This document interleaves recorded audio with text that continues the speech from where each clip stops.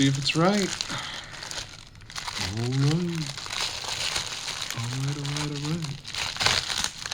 So last time I got this, it was not the right one. I got the Amazon. Oh god. Fucking coven counters. Motherfucker. Look at this bullshit. So, I ordered...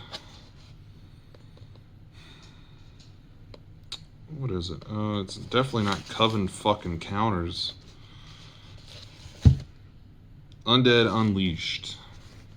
I ordered Undead Unleashed from Amazon. Pre-ordered it. August 17th.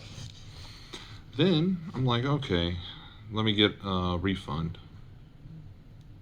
Got the refund because I was sent coven counters the first time. So they went up on the price and I wasn't able to get one with this little gift card they gave you. And I waited until I got one that was returned. So,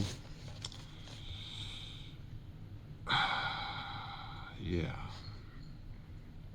I think what I'm going to do is just order a Coven Counters one. I think that'll make some sense. I mean, maybe. Tell me what you think.